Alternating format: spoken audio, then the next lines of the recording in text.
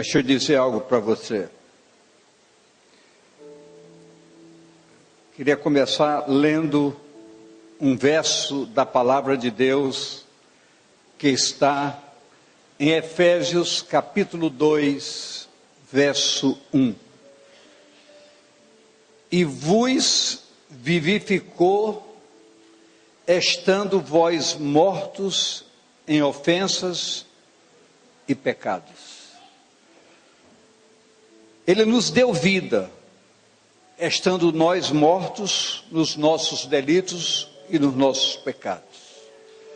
Pai, nós sabemos que essa vida provém de uma ação gloriosa do amor de Deus para conosco.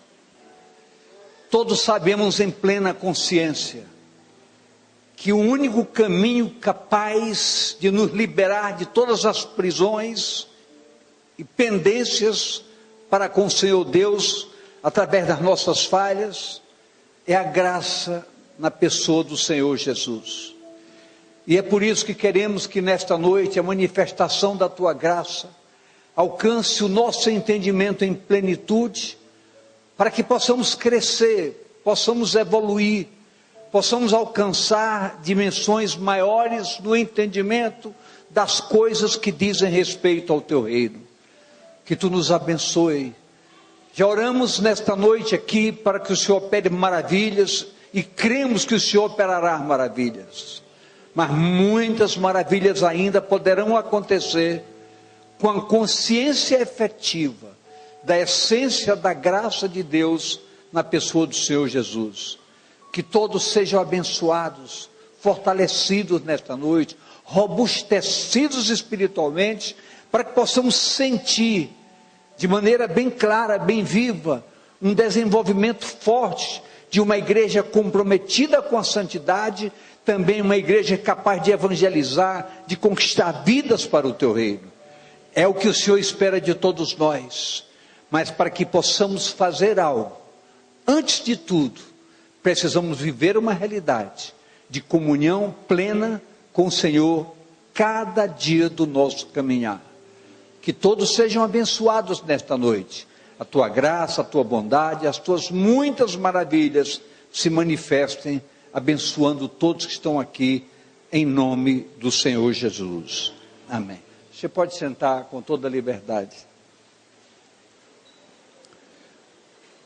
A palavra diz que Ele nos deu vida, estando nós mortos em delitos e pecados. Ou seja, todos nós estávamos na condição natural da vida, no mundo onde o que experimentamos é vivermos construindo costumes, atributos naturais, comportamentos, e cada qual desenvolvendo o seu entendimento. Esse mundo que age dessa maneira, cada qual vivendo a sua própria vida, não se aprofunda no entendimento capaz da percepção de que nós estamos construindo nessa vida natural coisas muito equivocadas. E diz a palavra que, apesar disso, pela graça de Deus em Cristo, Ele nos deu vida, ou seja, Ele nos deu o que lhe é próprio. Deus, na pessoa do Senhor Jesus, nos atribuiu aquilo que lhe é próprio, vida e vida abundante. Olha o que nos diz João 10:10, diz: o ladrão não vem senão para roubar, matar e destruir. Jesus disse: eu vim para que tenham vida e a tenham em abundância.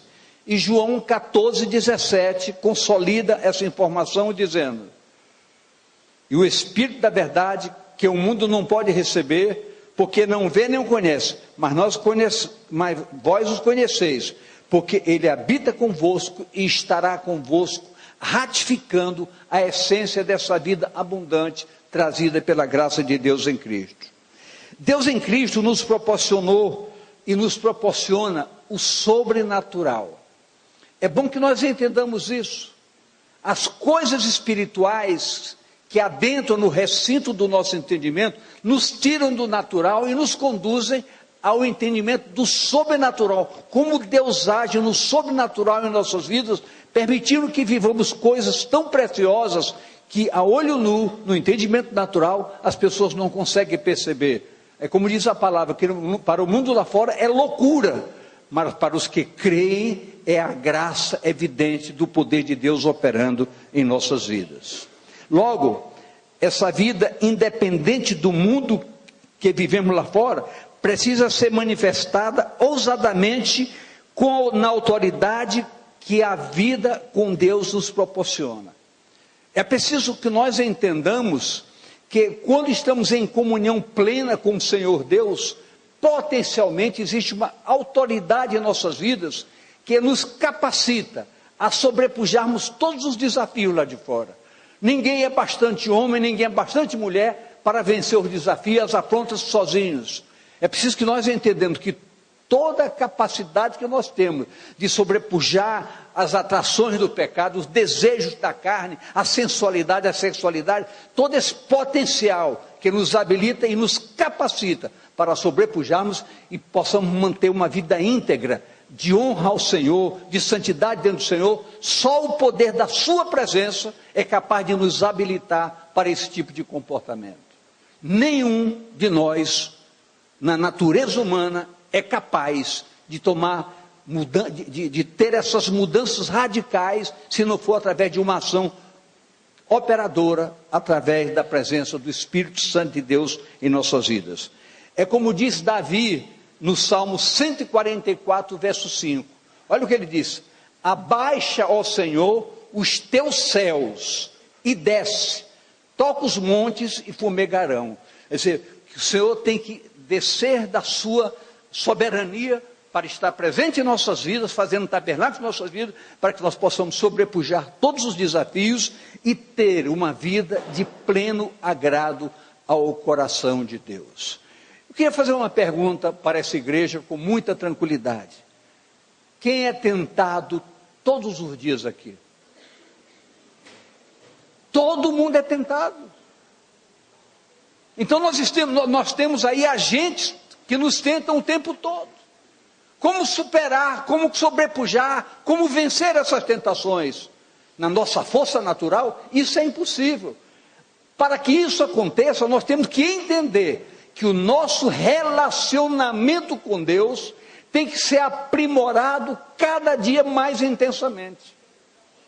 Cada dia mais intensamente. Eu preciso da meditação, eu preciso da oração e eu preciso da consagração da minha vida para poder ter condições fortes, advinda do trono da graça, para que me faça um homem capaz de manter um padrão referencial de uma vida em santidade todos os dias. Diga à pessoa do seu lado: Deus quer que você viva em santidade. E você só pode fazer isso com a sua presença na sua vida. Se não for isso, não vai acontecer. Isaías repete o gesto de Davi em Isaías 64:1, dizendo: ó, se fendesses os céus e descesses, se os montes se escoassem diante da tua face. Ora, nós temos que entender que o clamor sincero chama a essência da presença de Deus. A grande diferença é que muitas pessoas religiosamente se contaminam com equívocos. A oração não é simplesmente abrir a boca e declarar palavras.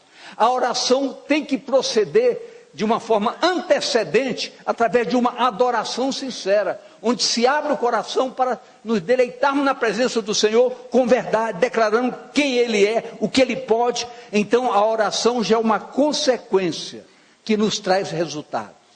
Então nós temos que aprender, diga: eu preciso aprender a orar ao meu Deus. Orar é uma conversa sincera, verdadeira, é um clamor contrito, quebrantado, em verdade. Isso traz resultados, isso transforma a vida, isso muda a nossa história e nos habilita de maneira muito forte para sermos pessoas diferentes.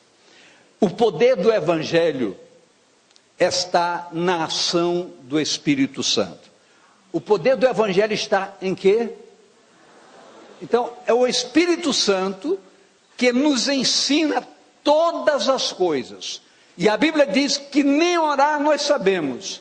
A ação da oração é um mover do Espírito Santo que nos leva, que leva o nosso propósito consciente à presença de Deus. Esse Espírito que revela na sua essência objetiva todo o projeto de Deus para a nossa vida. É o mover de Deus. Todos nós precisamos do mover de Deus em nossas vidas. Eu preciso diariamente do mover de Deus na minha vida. Diariamente.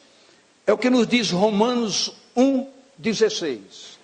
Porque não me envergonho do Evangelho de Cristo, pois é o poder de Deus para a salvação de todo aquele que crê. Primeiro do judeu e também do grego. Quer dizer, o Evangelho é o poder redentor.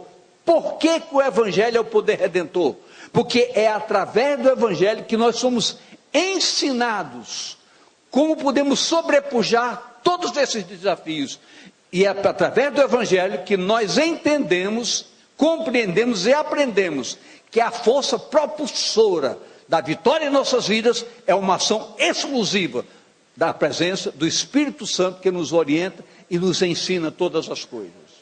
Então, a nossa condição de capacitação para sobrepujar todos os problemas sérios, conflitos, dependências, vícios. Quantas pessoas se tornaram escravas de vícios? Quantas pessoas vivem amarradas em dependências? Quantas pessoas? Há um Deus no céu que pode mudar a história da sua vida e libertá-lo plenamente, para que você possa entender que você não nasceu para ser escravo de nada. Pelo contrário, você foi criado por Deus para glorificá-lo através da sua vida e do seu caminhar diário. Eu posso ouvir amém? Tome posse disso, porque é uma verdade que você pode reestruturar a sua vida a partir desse momento. É o Evangelho da graça de Deus em Cristo, da plenitude da graça de Deus em Cristo. Colossenses 2:6 nos ensina dizendo: como, pois, recebestes o Senhor Jesus Cristo, assim também andai nele. Então nós temos que entender que o cristianismo não é apenas uma nominação, não é apenas uma titulação. O cristianismo é a construção de um estilo de vida. Então, como a Bíblia diz, assim como recebestes, vivei nele. E toda a palavra advinda do trono da graça, expressa por Jesus, o meu propósito é glorificar ao Pai. Então Jesus tinha como propósito glorificar ao Pai. Então é preciso que eu entenda que o meu caminhar, para ter a qualificação efetiva de um cristão, eu preciso glorificar a Deus na minha vida. E é preciso que eu entenda, que você entenda, que nós entendamos, que para que nós possamos glorificar a Deus todos os dias, nós temos que abrir mão de muitas coisas. Temos que renunciar muitas coisas naturais precisam começar a serem eliminadas de nossas vidas. Coisas que nós fazemos no dia a dia, precisamos começar a disciplinar o estilo de vida que devemos viver. Diga com você mesmo: eu preciso me disciplinar para glorificar a Deus todos os dias no meu caminhar. É uma determinação, é um propósito. E não pode acontecer se não for dessa forma. Caminhar no Evangelho demanda características específicas. O que eu falei? Eu vou repetir. Caminhar no Evangelho demanda características específicas. específicas. Tem pessoas que são viciadas em mentir. Dentro da igreja. Mente com a maior facilidade. Então você tem que entender, eu, como um homem de Deus, se a mulher diga, como mulher de Deus, não posso mentir, porque a palavra diz que mentira é do diabo. Então eu não posso compactuar com uma ação diferenciada. Então são pequenas atitudes que geram grandes consequências radicais de mudanças em nossas vidas. Eu usei o exemplo da mentira, mas tem outras tantas coisas, relacionamentos errados, toques, expor sensualidade, são coisas que não estão no estilo de homens e mulheres que querem glorificar a Deus na sua vida. Estou falando homens e mulheres, não estou falando só de mulher, homens também. Então nós temos que entender que nós temos que viver características específicas. Através dessas características é que nós podemos ver nossas vidas edificadas a cada dia. Isso demanda uma tomada de consciência extremamente definida. Eu preciso definir. Eu queria que você dissesse para você, eu preciso definir o que eu quero ser em Deus e para com Deus. Eu tenho que definir. Não adianta eu ficar me enganando. Queridos, nenhuma religião salva. Nenhuma religiosidade salva. O único Salvador chama-se Jesus Cristo. E vivê-lo significa obedecê-lo. Então nós temos que ter esse padrão referencial.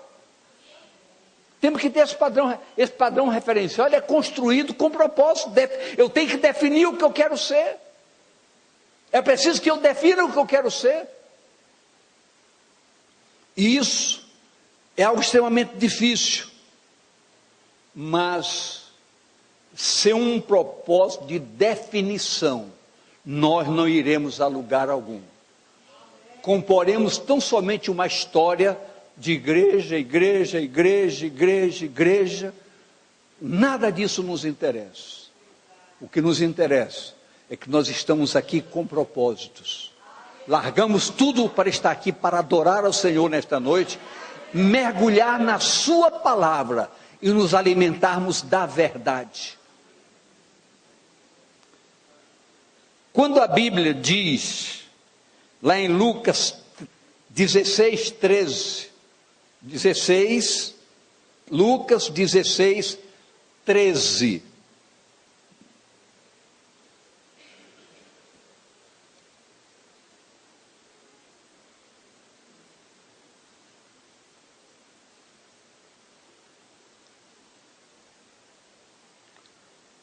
nenhum servo, diga é comigo isso, pode servir a dois senhores. Nenhum servo pode servir a dois senhores. Ou eu defino que eu sou um homem de Deus, ou continuo me enganando. Porque ou há de aborrecer um e amar ao outro, ou há de se chegar a um e desprezar o outro. Não podeis servir a Deus e às riquezas. Isso é um padrão referencial da palavra. O que me interessa, querido, a palavra de Deus só tem sentido quando ela se agrega ao meu entendimento. Quando a palavra se agrega ao meu entendimento, eu posso viver essa palavra com autenticidade. A palavra transforma nossas vidas, orienta o nosso caminhar.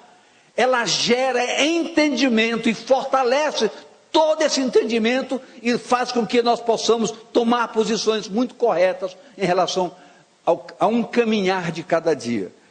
Mas entenda bem, o que ela diz, ninguém pode servir a Deus e riquezas. Quando eu sirvo a Deus, eu tenho que servir a Deus com um compromisso testemunial. Porque o que evidencia o meu servir a Deus, não é o eu falar, é o eu viver. É a minha estrutura vivencial que evidencia que eu sirvo a Deus. No que eu faço, como eu ajo, como eu reajo.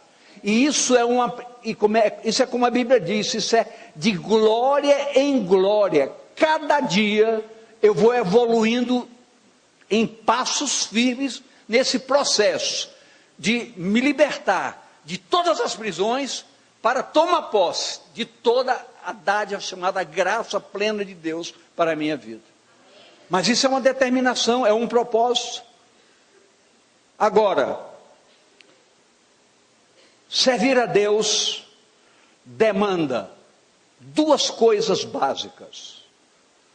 Diga comigo: submissão e obediência.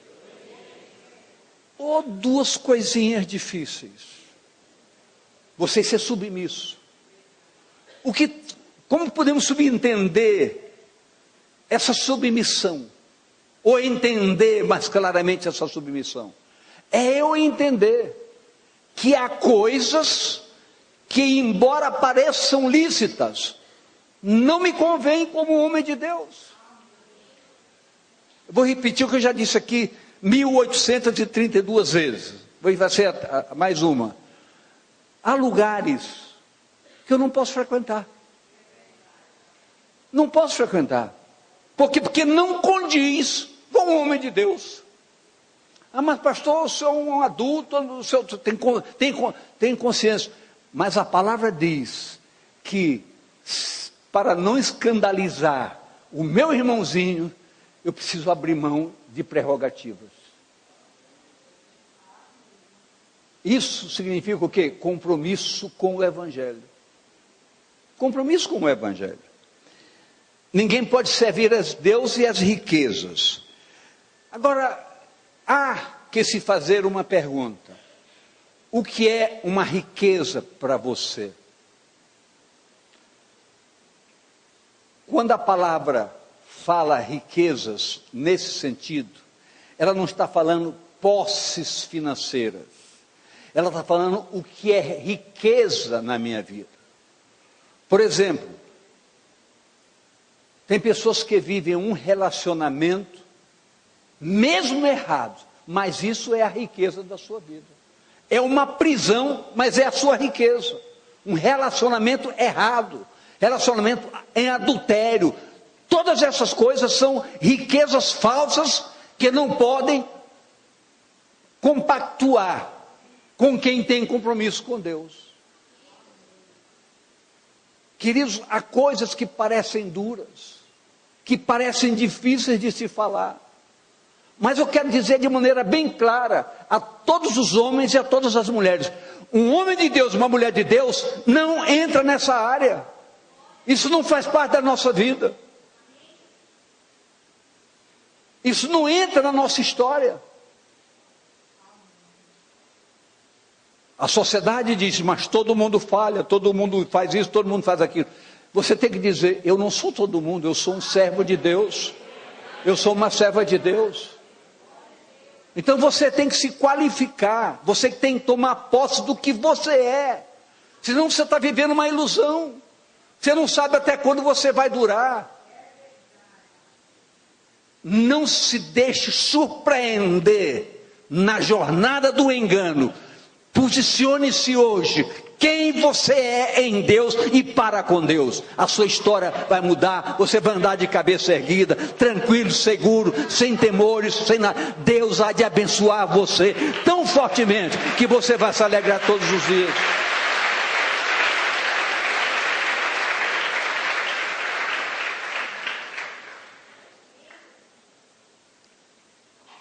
Nós sabemos que muitas coisas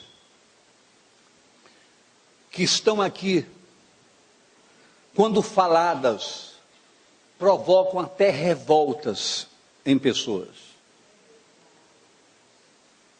Provoca até revoltas. Mas é interessante você entender que o compromisso do púlpito não é em que você se aborreça, é em que você ouça a verdade, para que não se veja enganado. Não se veja enganado. Tem tantas coisas difíceis, quando se fala em casamento, quando se fala em divórcio, aí se mexe com tanta gente, meu Deus, com tanta gente, mas só existe uma verdade, e não podemos fugir dela. A rota da vida com Deus é interessante. Em 1 Reis, capítulo 9, de 1 a 5, fala sobre Salomão. Sucedeu, pois, que acabando Salomão de edificar a casa do Senhor e a casa do rei, e todo o desejo de Salomão, que ele veio à vontade fazer, fez. E o Senhor tornou a aparecer a Salomão, como lhe tinha aparecido em Gibeão. E o Senhor lhe disse: ouvi a tua oração e a tua súplica, que suplicando fizeste perante mim. Santifiquei a casa que edificaste, a fim de pôr ali o meu nome, para sempre.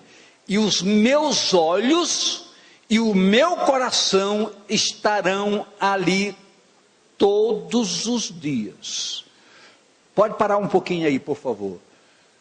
Queridos, nós temos que entender, numa visão clara para os nossos dias de vida como igreja, que esse lugar da presença de Deus chama-se santuário de Deus, tabernáculo da presença de Deus, é a nossa vida.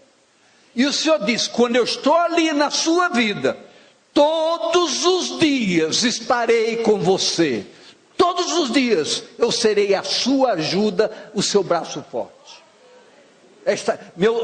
Os meus olhos e o meu coração estarão ali todos os dias. Queridos, escute algo. O que a Bíblia fala sobre misericórdia? Isso foi o tema da nossa conversa pastoral nesta manhã. Passamos a manhã conversando com os pastores, ministrando para os pastores sobre algumas coisas muito interessantes. Mas o que é misericórdia? A palavra diz que as misericórdias de Deus se renovam a cada manhã e não tem fim. Mas se renovam a cada manhã. Então, da parte de Deus há um propósito. Deus estabelece uma carga de misericórdia ao nosso favor todos os dias. Só que isso não é uma coisa feita na automaticidade. É preciso que eu esteja em condições, no meu relacionamento com Deus, para que essa misericórdia me alcance. É aí que a religiosidade mata muita gente. Porque as promessas de Deus são para servos de Deus. Elas não são direcionadas religiosamente. As promessas de Deus são para servos de Deus. E quem é servo é obediente, é submisso. São as promessas têm direção certa. Verso. Olha, presta atenção agora. E se tu andares perante mim, como andou Davi teu pai, com inteireza de coração e com sinceridade, para fazeres tudo quanto eu te mandei, e guardares os meus estatutos e os meus juízos, então confirmarei o trono do teu reino sobre Israel para sempre, como falei acerca de Davi teu pai, dizendo: não te faltará varão sobre o trono de Israel. Olha o que Deus disse a Salomão: tudo que tu me pedistes eu te fiz. Santifiquei a casa que tu construíste com o meu nome. Agora, Salomão, atenta para algo. Se tu caminhares dentro da minha vontade, sua vida será um sucesso. A gente ouve em gabinete, pastores ouvem, e aqui nós não estamos dando nome a ninguém. É alguém chegando dizendo: pastor, não consigo entender. Eu oro, mas parece que eu nunca sou atendido. Queridos, Eu acabei de ler na palavra de Deus que Deus ouve oração. Se Deus não está lhe ouvindo, alguma coisa está errada na sua vida, no seu comportamento. Nós precisamos ter a dignidade, a simplicidade, a humildade de nos humilharmos, de pedirmos perdão e mudarmos, porque na Bíblia está escrito que quem se arrepende e deixa, alcança misericórdia. Quem se arrepende e deixa. Não é eu peço perdão hoje por uma coisa, já sabendo que amanhã eu vou fazer de novo. Salomão tinha à sua disposição tudo o que precisava para uma vida de sucesso, sucesso absoluto. O Senhor Deus, pelo seu poder, já havia mostrado e disponibilizado para Salomão a essência da sua graça. Agora, olha o que nos diz 1 Reis 3, de 3 a 14. E Salomão amava o Senhor. Amém. Quem aqui ama o Senhor? Todo mundo vai levantar o braço. Eu fiquei que não tem uma pessoa que seja capaz de dizer, eu não amo o Senhor. Agora, você é fiel a esse amor ao Senhor? Não me responda, não me levanta braço. Andava nos estatutos de Davi, seu pai, somente que nos altos sacrificava e queimava incenso. E foi o rei Gibeão para lá sacrificar, porque aquele era o alto grande. 1000 holocaustos sacrificou Salomão naquele altar. E em Gibeão apareceu o Senhor a Salomão de noite em sonhos e disse-lhe Deus, pede, volte, pede o que quiseres que eu te dê. E disse Salomão, de grande beneficência usaste tu com o teu servo Davi, meu pai, como também ele andou contigo em verdade e em justiça, em retidão de coração perante a tua face, e guardar-te-lhe esta grande beneficência, que lhe deste um filho que se assentasse no seu trono, como se vê neste dia. Salomão falando de si agora. Agora, pois, ó Senhor, meu Deus, tu fizeste reinar o teu servo em lugar de Davi, meu pai, e sou ainda menino pequeno, não sei como sair nem como entrar. E o teu servo está no meio do teu povo que elegeste, povo grande, que nem se pode contar, nem numerar pela sua multidão. A teu servo, pois, dá um coração entendido para julgar o teu povo, para que prudentemente discirna entre o bem e o mal, porque quem poderia julgar esse tão grande povo? E esta palavra pareceu boa aos olhos do Senhor, que Salomão pedisse esta coisa. E disse-lhe Deus, porquanto pediste esta coisa, e não pediste para ti riquezas, nem pediste a vida dos teus inimigos, mas pediste para ti entendimento para ouvir coisas de juízo, eis que fiz segundo as tuas palavras, e eis que te dei um coração tão sábio e tão entendido, que antes de ti teu igual não houve, e depois de ti teu igual não se levantará. E também até o que não pediste te dei, assim riquezas como glória, que não haja teu igual entre todos os reis, por todos os teus dias. E se andares nos meus caminhos, guardando os meus estatutos e os meus mandamentos, como mandou Davi teu pai, também prolongarei os teus dias. Então nós estamos vendo algo que não é uma prerrogativa de Salomão. É preciso que nós entendamos que o Deus de ontem é o Deus de hoje. O Deus que fez todas as maravilhas com a fidelidade de quem lhe foi fiel, tem as mesmas promessas para conosco. É preciso que nós entendamos isso. Nós não somos menores do que eles, não. O que nós precisamos entender é que o chamamento do Senhor Deus para uma área comportamental tem que prevalecer também no nosso entendimento. Ser igreja, querido, não é vir aqui domingo, não é vir aqui terça-feira, não é entregar seu dízimo, sua oferta, cooperar com isso qualquer. Ser igreja de verdade é ser corpo, e ser corpo é ter um cabeça, e esse cabeça chama-se Jesus Cristo. Então esse corpo tem que andar dirigido, orientado, instruído. Ora, é fundamental que todos nós entendamos que os registros objetivos da palavra de Deus são decretos para todos os que querem servi-lo. Assim como Deus baixou esse decreto para Salomão, você pediu sabedoria para conduzir o povo, eu vou te dar riqueza, eu vou te dar tudo que ninguém tem, com uma condição: ser fiel para comigo.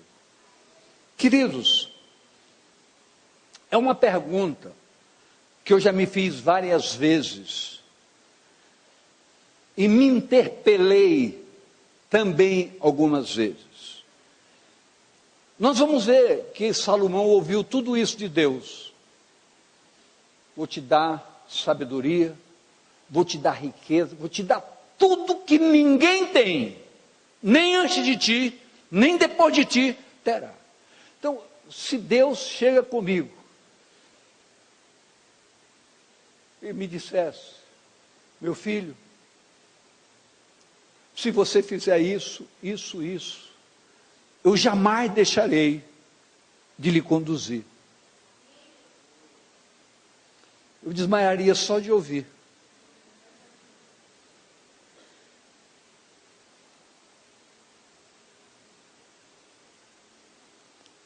Servir e agradá-la.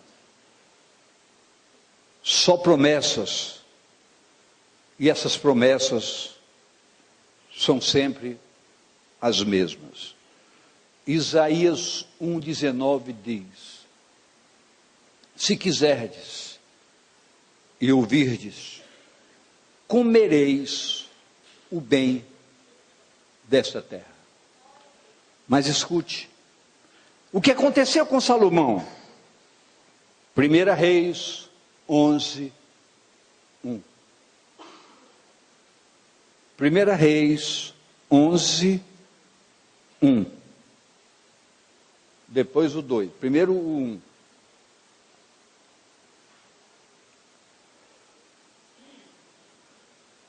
Primeiro 11, 1. Depois o 2.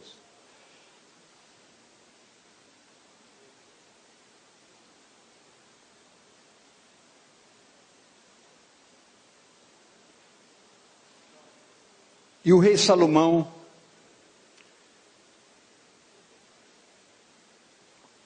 aí vai começar a entrar nas riquezas desse mundo. O rei Salomão amou muitas mulheres, mulheres estranhas. Isso além da filha de Faraó, moabitas, amonitas, edomitas, sidônias e etéias. Deus havia decretado que não poderia haver ajuntamento entre povos que Deus havia rejeitado. Mas Salomão, com tudo que Deus lhe deu, algo potencial nele, destruiu tudo isso por paixões por mulheres. Queridos, assim como as bênçãos proferidas por Deus para Salomão, que lhe deu tudo que desejou, também nós temos que analisar que muitas vezes nós deixamos de lado todas as promessas para seguir paixões, aventuras. Eu estou falando aqui com todo mundo. Mas é isso que nós temos que entender. O nosso compromisso com Deus tem radicalmente que bloquear todo esse tipo de atitudes para com as nossas vidas. Todos nós. Salomão perdeu tudo por paixões por mulheres. Amou muitas mulheres. O sentimento, carne, paixão aviltou a carga de bênçãos proferidas por Deus a seu favor, indo até a desobediência. 11:2 agora. das nações de que o Senhor tinha dito aos filhos de Israel: não entrareis a elas, elas não entrarão a vós, de outra maneira perverterão o vosso coração para seguir os seus deuses. E a esta se uniu Salomão com amor, que destruiu o seu amor para com Deus. Às vezes, nós somos rigorosos, e precisamos ser, quando nós falamos com relacionamento de moças da igreja com rapazes do mundo, ou dos rapazes da igreja com moças do mundo. Nos preocupa por quê? Porque um sentimento pode desvirtuar o caminho da sua salvação. Salomão foi a grande prova. Deus lhe deu de tudo, não lhe faltava nada, absolutamente nada. Mas a paixão por mulheres anulou tudo isso. Nessa rota, seu caminho foi pervertido. 1 Reis 11:4. Porque sucedeu que no tempo da velhice de Salomão, suas mulheres lhe perverteram o coração para seguir outros deuses. E o seu coração não era perfeito para com o Senhor, seu Deus, como o coração de Davi, seu pai. Tudo por causa de sentimentos. Agora, parando um pouquinho, você sentado aí no seu lugar, introspectando, olhando para dentro de você e vendo sua história. Quem sabe você não se enquadra numa situação dessa? Um sentimento, uma paixão, mudou a sua história. Mas eu quero dizer que hoje é um dia especial. Porque na condição especial desse dia, essa palavra que não é minha, mas é uma palavra que é palavra de Deus, pode mexer com a sua verdade e transformar a sua história. Você voltar, retomar, retornar à sensatez. Eu não preciso que você fale com ninguém, mas se você está numa condição como essa, olhe para dentro de você e diga: Deus, chegou a hora de eu voltar para a verdade. Daí, 1 Reis 11, 9 e 11, 9 a 11, pelo que o Senhor se indignou contra Salomão, porquanto desviar o coração do Senhor Deus de Israel, o qual 2 vezes lhe aparecera, e cerca dessa matéria lhe tinha dado ordem, que não andasse em segmentos de outros deuses, porém não guardou o que o Senhor lhe ordenara. Pelo que disse o Senhor a Salomão: viste que houve isso em ti, que não guardaste o meu concerto, e os meus estatutos que te mandei, certamente rasgarei de ti este reino, e darei a teu servo.